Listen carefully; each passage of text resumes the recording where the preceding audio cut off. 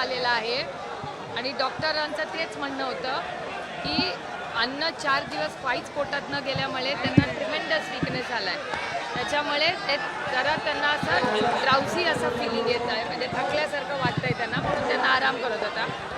मी त्यांना म्हणत होते उठूच नका, पण सरपंचांचा आग्रह होता म्हणून 2 मिनटं मी त्यांना म्हणले काळजी करू नका, तब्येतीची काळजी घ्या. सगळ्यांच्याच जबाबदाऱ्या आहेत, घरातले पण काळजी करत असतील ना अर्थातच. त्यामुळे आणि त्यांचं म्हणणं होतं की BMCला मी विनंती करावी.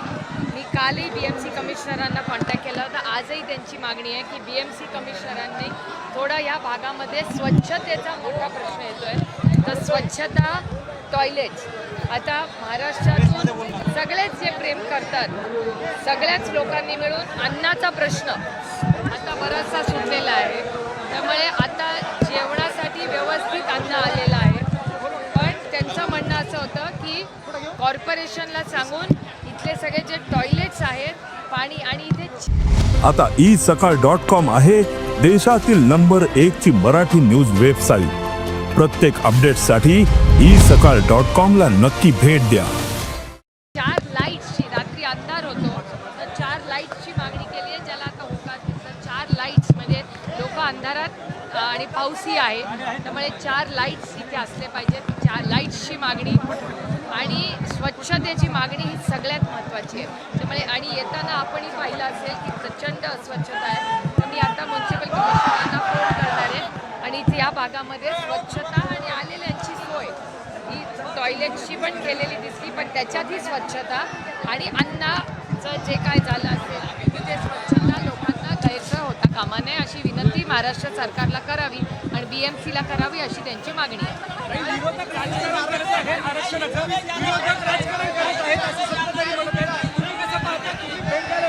हे बघा, मी तुम्हाला खरं सांगू, आम्ही त्यांचे सगळ्यांचा निरोप हा माननीय मुख्यमंत्र्यांपर्यंत पोहोचवण्याची नैतिक जबाबदारी आमच्या सगळ्यांची आहे. माझी हात जोडून महाराष्ट्राच्या माननीय मुख्यमंत्र्यांना आणि दोन्ही उपमुख्यमंत्र्यांना विनम्रपणे माझी विनंती आहे की सगळ्या पक्षांना बोलवा, तातडीने एक ऑल पार्टी मीटिंग करवा आणि त्यातून पाहिजे असेल तर लगेच 1 दिवसात अधिवेशन बोलवा आणि हा निर्णय मार्ग काढा. जर सरकारला करायचं असेल तर काय अवघड नाही करणं. आणि सगळ्याच पक्षाच्या मी बघते तुम्ही तुमचं सगळ्यांचं कव्हरेज, मी आत्ता पण माहिती घेतली आहे सगळ्यांची. सगळेच लोक येत आहेत तिथे भेटायला, कुणाचाच विरोध नाही आहे. जर कुणाचाच विरोध नसेल तर माननीय मुख्यमंत्र्यांनी तातडीने कॅबिनेटमध्ये निर्णय घ्यावा आणि गरज पडली जर काही करायचं असेल कॉन्स्टिट्यूशन अमेंडमेंट वगैरे तर तातडीने त्यांनी एक असेंब्लीला उद्या बोलवावी. काय अडचण आहे? असेंब्ली अर्जंटली बोलवून टाका, दिवसभर नाही 24 तास चर्चा करा आणि पास करून टाका. काय अडचण आहे?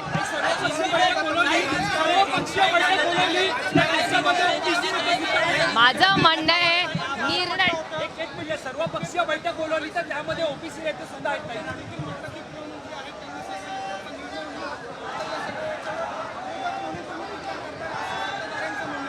सत्ताधाऱ्यांच्याच हातात आहे निर्णय. त्यांनी आमच्यावर टीका करायची का? जे सत्तेमध्ये आहेत आणि आज जे आमच्यावर टीका करतायत त्यांनी किती वर्ष काँग्रेसमध्ये काढली, त्यातले किती वर्ष आमच्याच बरोबर होते. हे दुर्दैव आहे की वास्तवतेत कोणी जगत नाही आहेत आत्ता सत्तेतले लोक. कसं मला एक सांगा, 2018 मध्ये का कुठल्या वर्षी देवेंद्रजीच म्हणले होते ना, त्यांचं असेंब्लीमधलंच भाषण आहे ना, बरोबर आहे ना? देवेंद्र फडणवीसजी जेव्हा विरोधी पक्ष नेते होते तेव्हा त्यांचं भाषण आहे. आज 250 खासदार आहे, आमदार आहेत, 250 आमदार. काय लागतं? एक चुटकी में काम जर करायचं असेल तर का नाही करू शकत? त्यांनी तातडीने सर्व पक्षीय मीटिंग बोलवावी, असेंब्ली बोलवावी. एवढा मोठा मॅन्डेट महाराष्ट्राच्या मायबाप जनतेने त्यांना दिलेला आहे, त्याचा वापर कॉन्ट्रॅक्ट किंवा मोठे रस्ते करायच्या ऐवजी समाजाच्या साठी करा अशी माझी विनम्र विनंती. एक पहिलं मराठी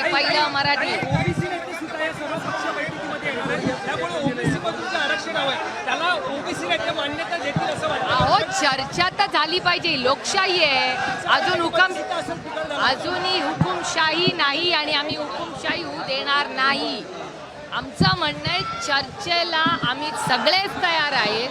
तर माननीय माझी विनम्र विनंती आहे महाराष्ट्राच्या माननीय मुख्यमंत्र्यांना की सगळ्यांना बोलवा आणि मार्ग काढा. एवढा मोठा मॅन्डेट महाराष्ट्राच्या मायबाप जनतेने 250 आहेत ना आमदार. किती आहेत त्यांचे आमदार? 250 आमदार आहेत त्यांच्याकडे. काय अडचण आहे?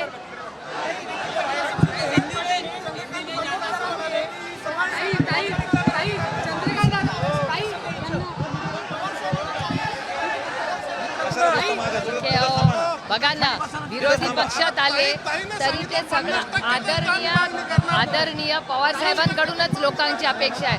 आदरणीय पवार साहेब तर विरोधी पक्षात आहेत तरी लोक मराठी पहिले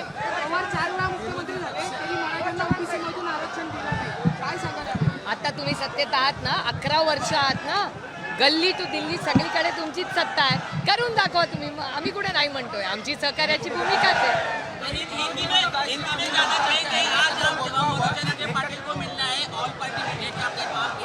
मेरी पहले दिन से मांग है कि ये लोकतंत्र में चर्चा होनी चाहिए. इतना बड़ा मैंडेट इस सरकार को मिला है. मेरी बड़ी विनम्रता से मेरी महाराष्ट्र के माननीय मुख्यमंत्री और दोनों उप मुख्यमंत्री से विनती है कि आप चर्चा करवाइए, अर्जेंटली निर्णय लीजिए. और अगर सबका साथ है तो इन्हीं का लाइन है ना, सबका साथ सबका विकास. तो सबका विकास करिए. भाषण में देवेंद्र फडणवीस को ज्यादा टारगेट करते हुए दिखे थे, बल्कि एकनाथ शिंदे ने उनको वादा किया था कि आपको देखिए, मेरे ख्याल से आज जो महाराष्ट्र के मुख्यमंत्री हैं, मेरे फिर उनसे विनती है, बड़ी विनम्रता से उनको विनती कर रही हूँ कि आप सबको बुलाइए. और देखिए, इतना बड़ा मैंडेट उनको मिला, असेंबली बुलाइए और ले लीजिए निर्णय. किसने रोका है?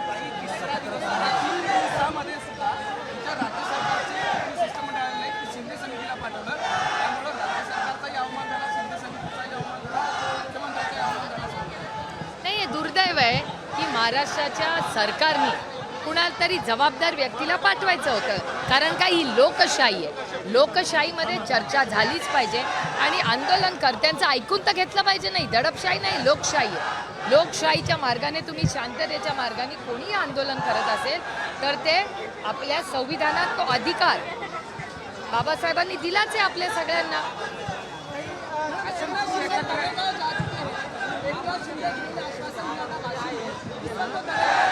मुझे नहीं पता वो कहाँ है, वो नहीं पता मुझे कहाँ है. मैं बड़ी विनम्रता से महाराष्ट्र सरकार को विनती कर रही हूँ कि यहाँ सफाई होनी चाहिए. यहाँ जो टॉयलेट्स है वो साफ़ होने चाहिए. और दूसरी बात, यहाँ लाइट्स रात को नहीं लगते तो सबको दिक्कत होती है. तो थोड़े लाइट यहाँ लगाने चाहिए. और मेरी बड़ी विनम्रता से सरकार को विनती है कि आप एक ऑल पार्टी मीटिंग बुलाइए और निर्णय लीजिए. असेंबली बुलाइए अर्जेंटली. क्या दिक्कत है?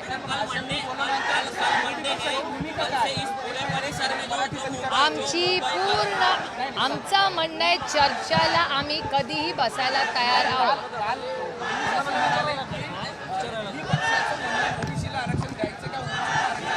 नाही, हा मुद्दा आहे. माझं म्हणणं आहे निर्णय कोण घेणार, जबाबदार आज निर्णय कुणाच्या हातात आहे? विरोधी पक्षाच्या का सरकारच्या? कुणाच्या हातात आहे? सरकारच्या. मग सरकारने याची उत्तर दिली. आमच्या अंगावर टाकून उपयोग काय? आता सत्ता मुख्यमंत्री व्हायचं आहे ना, सगळे पक्ष घरं फोडून झालं आहे ना, मग आता निर्णय घ्यायची वेळ आलेली आहे. आमचे पक्ष फोडले, आमची घरं फोडली ना, आता घ्या ना निर्णय. बसलाय ना 200-250 आमदार घेऊन, मग घ्या निर्णय.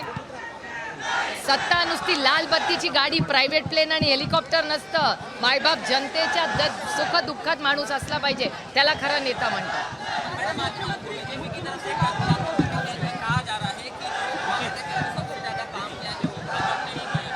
अभी कहने के लिए कुछ भी कह सकते हैं, ये वो वक्त नहीं है. और जुम्मे अभी तो आया है 10 साल. 70 साल से महाराष्ट्र और देश किसने चला है?